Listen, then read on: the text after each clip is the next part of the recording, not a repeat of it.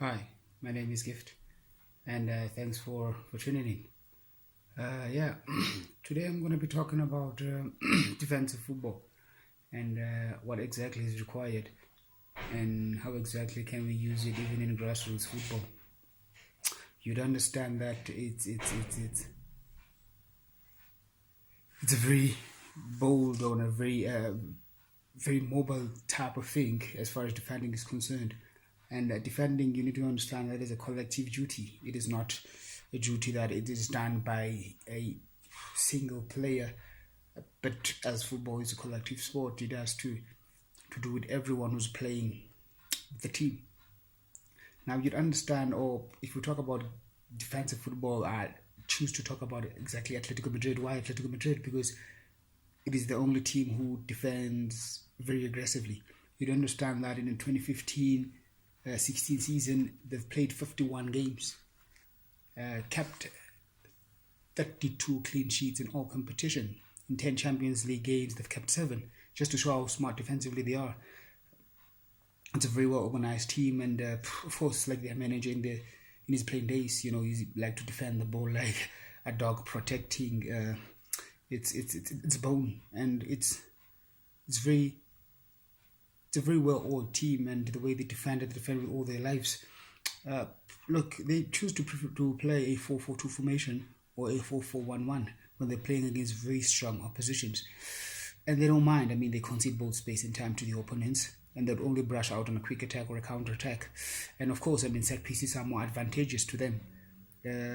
Look, I mean, we are so much exposed to the way how they defend, the way how they choose to play their game, and in standard situations, they're definitely going to make it count. They don't care about keeping the ball, but they have the mindset without the ball. I mean, they're a beautiful team without the ball. And then in the Maluyazi, it's that, in grassroots football, defending, it's not seen as much, but people would choose to obviously, send defenders themselves to be the only team or to be the only, group of players on the field of play to be doing the defending. However, we are so exposed, in Gegen pressing lately. It's another form of winning the ball back as soon as it's lost. Defending, it is not something that you defend deep, but otherwise you can choose to defend offensively like Pep Guardiola does. I mean, Pep Guardiola would obviously say, I'd love defending top, or I'd like defending away from my goals because if it gives me an advantage to regroup back if I don't win the ball offensively.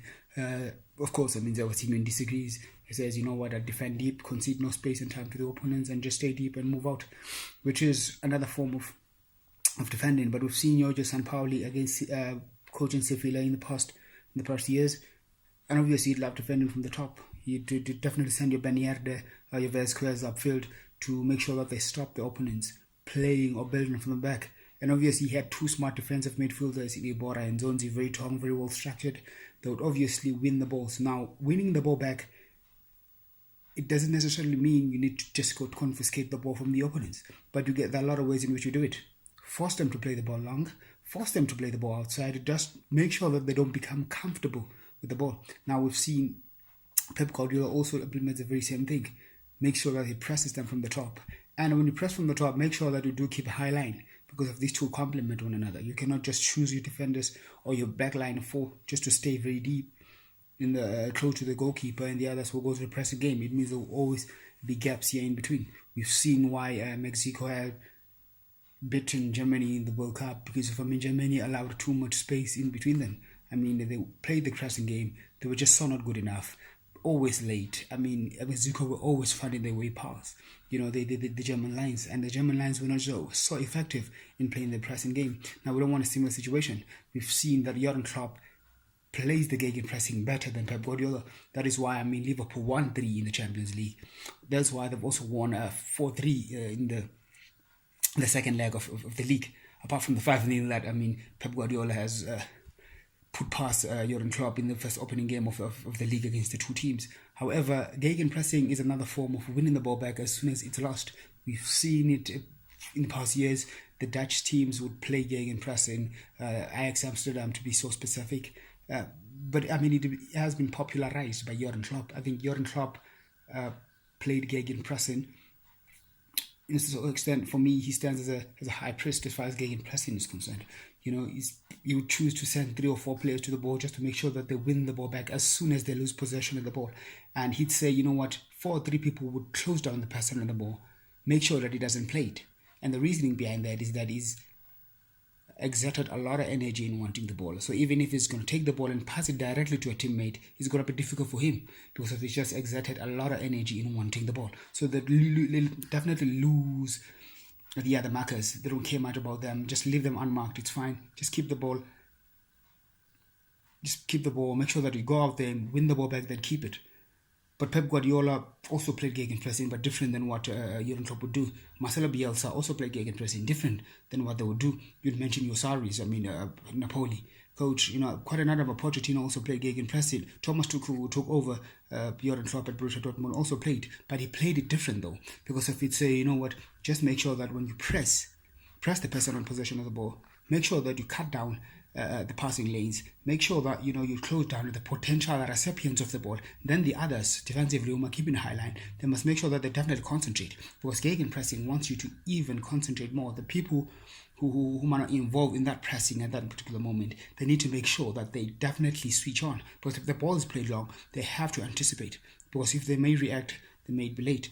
So it is how exactly defending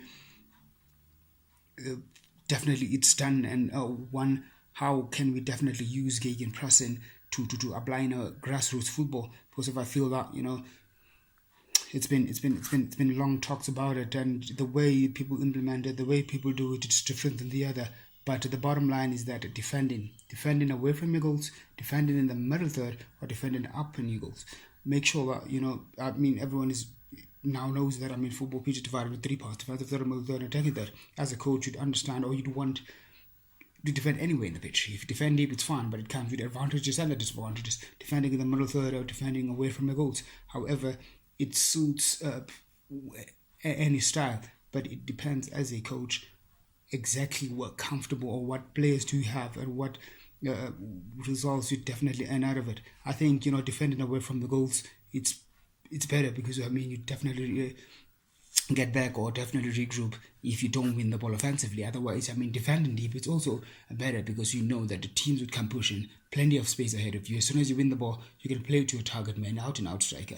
Get there, you're Robin Lukaku, you can mention the Cristiano Ronaldo pace, play the ball to them, hold on to the ball while the team is pushing up and get goals from then. And obviously, teams that play defensive football have always been great. You can mention Atletico Madrid, you can mention Leicester City.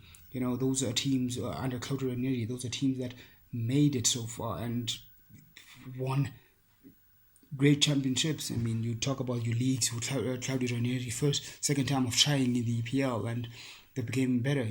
Ever since Diego Simeone took over Atletico Madrid, playing the defensive football, they've become a team that's very well structured defensively. However, and it's a team that hates conceding goals.